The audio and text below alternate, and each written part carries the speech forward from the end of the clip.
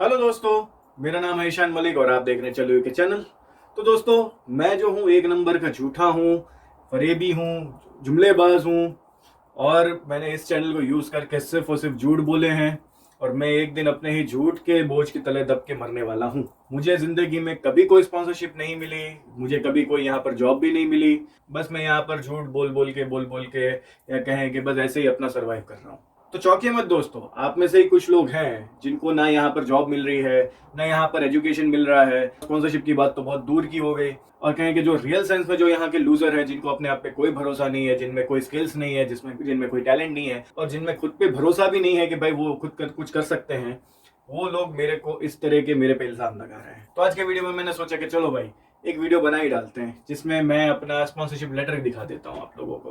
क्योंकि दोस्तों बात ऐसी है कि इन लोगों के पास तो कोई प्रूफ तो है नहीं मुझे झूठा साबित करने का। एक्चुअली तो क्या है कि इन लोगों को थैंक्स करना चाह रहा हूँ, क्योंकि मेरे पास क्या होता है, इस तरह के मैसेजेस भी बहुत आते हैं जहां पर मेरे पास क्वेरीज आती है कि भैया हमारा ये ऑफर लेटर आया है, हमारे को ये स्पॉन्सरशिप लेटर दिया गया है, प्लीज इसको चेक कर दो और प्लीज इसको देख दो, बताओ हमारा को ये जेन्युइन है कि नहीं है। तो आज का वीडियो है ना, ये डबल काम कर देगा आप लोगों के लिए कि मैं अपना स्पॉन्सरशिप लेटर दिखा देता हूँ आपको। इस पर से आपको भी पता चल जाएगा कि क्या आपका जो ऑफर लेटर है या आपका जो स्पॉन्सरशिप लेटर जो दिया गया है आपको, वो जेन्युइन है या नहीं। By the way, offer letter और स्पॉन्सरशिप लेटर दोनों अलग चीजें होती हैं। तो खैर चलिए, बहुत टाइम ले लिया आपका, अब ज्यादा ना टाइम वेस्ट करते हुए सीधा ले चलता हूं मैं आपको अपनी स्क्रीन पे। तो देखिए दोस्तों, स्पॉन्सरशिप लेटर जो है वो कुछ इस तरह का दिखता है और ये जो लेटर जो है वो सीधा government.uk या कहें कि जो भी इमिग्रेशन होम ऑफिस की जो वेबसाइट होती है वहीं से जनरेट हो सकता है। हाँ, कोई फोटोशॉप, कोई PDF, कोई कुछ कर तो सकता है करने को, लेकिन आप जब भी इस तरह का कोई लेटर आपके सामने आए तो आप होम ऑफिस की वेबसाइट पर जाकर चेक भी कर सकते हैं कि भाई ये जो स्पॉन्सरशिप लेटर या ये जो चीज़ें जो आपको जनरेट हुई है क्या इसकी एंट्री वहाँ पर है। तो अब मैं आपको ये बताता हूँ कि भाई आपके स्पॉन्सरशिप लेटर जो भी आपको दिया जाए कहीं से भी, कोई भी एम्प्लॉयर आपको देता है, तो उसमें क्या क्या डिटेल्स उसमें होनी चाहिए। तो सबसे पहले तो टियर कैटेगरी, तो डेफिनेटली मैं स्किल्ड वर्कर में जाने वाला था, तो तब मेरा स्टेटस था वो स्टूडेंट का था। तो आप देख सकते हैं कि ये लेटर जो है वो 19 नवंबर को पहले जनरेट हुआ है। ये जो मेरी कंपनी है उसका लाइसेंस नंबर है। फिर ये वो कंपनी थी जिसके साथ मैं पहले काम करता था। एंड वैसे भी कई कमेंट्स में ये भी आया था कि भाई हमें ही कंपनी का नाम बता दो, हम डायरेक्टली उनसे बात कर लेंगे। तो लो कर लो, ये रहा नाम, जाओ जाके कर लो, अगर वो तुम्हें रख लेता है तो कर लो काम। फिर उसके बाद मेरी इन्फॉर्मेशन कि भाई मेरा नाम, फिर मैं कहाँ से, मेरी नेशनैलिटी और मेरा प्लेस ऑफ बर्थ जो मैं ऑब्वियसली कभी बताता नहीं हूँ, मेरा डेट ऑफ बर्थ, जेंडर और करंट कंट्री ऑफ रेजिडेंस कौन सी है। अगर मैं कहीं और से अप्लाई कर रहा होता किसी और कंट्री से तो वहाँ पर उस कंट्री का नाम आता। उसके बाद पासपोर्ट नंबर और उसकी एक्सपायरी डेट और कहाँ पर इश्यू हुआ था, वो सब चीज़ें।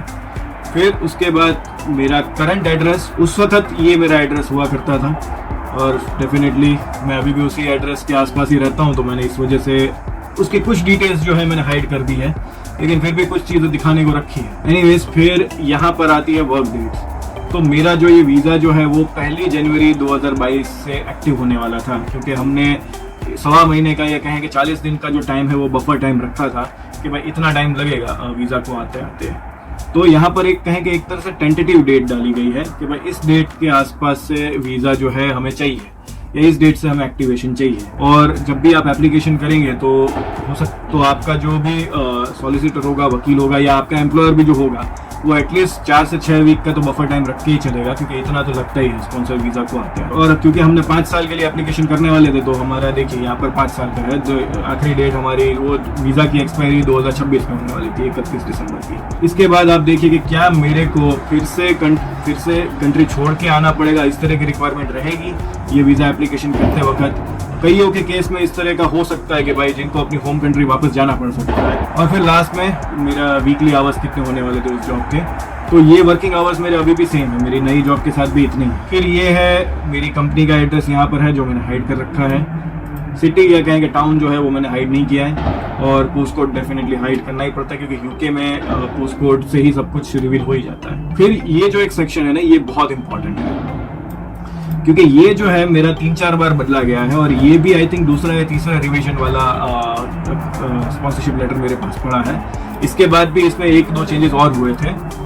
यहाँ पर जो है आपका जॉब टाइटल और उसका जो भी कोड है वो बहुत ही मैटर करता है, क्योंकि इस पर से डिसाइड होगा कि आपकी जो ऑक्यूपेशन है वो शॉर्टेज ऑक्यूपेशन में आ रही है नहीं आ रही है, तो ये नंबर से डिसाइड होगा। यहाँ पर डेजिग्नेशन आपका कुछ भी हो उससे बहुत ज़्यादा फर्क नहीं पड़ता, लेकिन यहाँ पर रिकमेंड हमेशा किया जाता है कि भाई वो जो भी शॉर्टेज में आता हो उसके आसपास का ही डेजिग्नेशन रखें। कभी भी सीनियर सॉफ्टवेयर डेवलपर आपको शॉर्टेज ऑक्यूपेशन में नहीं मिलेंगे, हमेशा शॉर्टेज ऑक्यूपेशन में सॉफ्टवेयर डेवलपर लिखा होगा। सीनियर है, लीड है या जूनियर है, कुछ भी है, सॉफ्टवेयर डेवलपर का जो डेजिग्नेशन है वो हमेशा से ही शॉर्टेज में है और उसका ये नंबर है। तो और वो नंबर वाला इस कैटेगरी में फॉलो होता है, प्रोग्रामर्स और सॉफ्टवेयर डेवलपमेंट प्रोफेशनल्स, और इसमें बहुत सारे दूसरे भी रोल होते हैं। और फिर मेरी ड्यूटीज क्या क्या होनी चाहिए, पर अब यहाँ पर कई गलतियां हैं, तो ये बाद में भी रिवाइज हुआ था। जैसे मेरी जो स्किल सेट है वो PLC और WinCC नहीं है, मेरा Microsoft.NET एंड C# एंड वो सब आता है, तो वो सब चीज़ें बाद में यहाँ पर फिक्स हुई थी, बाद में यहाँ पर चेंजेस हुए थे। पर अभी जो ये है ये पहला इनिशियल ड्राफ्ट या कहेंगे पहला दूसरा इनिशियल ड्राफ्ट, इसी तो फिर आता है न्यू एंट्रेंट, यानी मैं पहली बार अप्लाई कर रहा हूँ या मैं फिर से अप्लाई कर रहा हूँ। जैसे कि अगर इसी एम्प्लॉयर के साथ मैं इस वीज़ा पे चला जाता और बाद में मैं कोई जॉब चेंज करता, तो इस केस में न्यू एंट्रेंट की जगह पे N आ जाता, क्योंकि अब जो नया स्पॉन्सर मेरे को मिल रहा है उसकी यहाँ पर डिटेल्स आती। तो उस केस में मेरे पास पहले से तो एक स्पॉन्सरशिप थी, अब नई स्पॉन्सरशिप, तो मैं पहली बार तो नहीं हूँ ना, फ्रेश तो नहीं हूँ, तो यहाँ पर उस वक्त N आता। फिर उसके बाद मेरी ग्रॉस सैलरी कितनी है, यानी ये वो सैलरी है जो पैकेज हम जो बोलते हैं ना इंडिया में, ये वो सैलरी थी। इसके बाद इस पे टैक्स और सब चीज़ें इस पे बाद में अप्लाई होती है, तो इस पे ये पूरी सैलरी मेरे हाथ में नहीं आ रही थी, इसके बाद इसमें से टैक्स कट नहीं हो रहा था।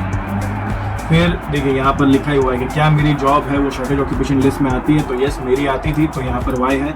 आपकी आती होगी तो वो Y लिखेगा, वरना नहीं लिखेंगे। पर ये सब चीज़ें आपको ध्यान रखनी है कि ये सब चीज़ें आपके लेटर में करेक्ट हो। फिर इसके बाद है कि क्या मेरे जो एकेडमिक जो है वो क्या किसी ETAS या किसी भी बॉडी से मेरे को अप्रूव कराने की ज़रूरत है। तो इस केस में मैं बताऊँ कि भाई मैंने जो है IELTS का जनरल दिया था, इसलिए मेरे केस में यहाँ पर N लिखा हुआ है। अगर वो मैंने नहीं दिया होता और अगर मैं अपने सॉलिसिटर को बोलता कि नहीं भाई मेरी डिग्री है उसी को यूज़ कर लो, और अगर मेरी डिग्री UK की ना हो, तो उस केस में मुझे ETAS या जो भी गवर्नमेंट बॉडी होगी उससे मेरे को अपना सर्टिफिकेट जो है वो अप्रूव कराने पड़ते हैं।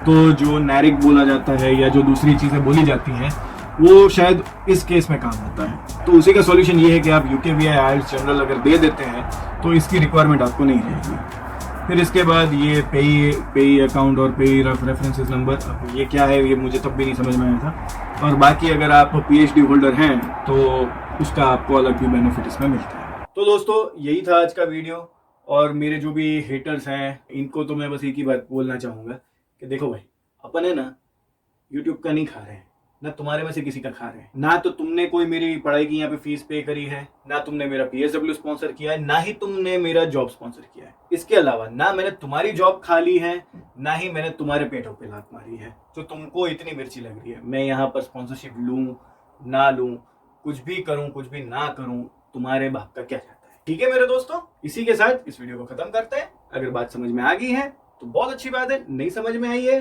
तो तिल लेने जाओ। तो अगर ये वीडियो पसंद आया है तो इस वीडियो को लाइक करना, शेयर करना अपने दोस्तों के साथ, सब्सक्राइब कर लेना इस चैनल को, and lastly thank you for watching the video. Hope to see in the next one.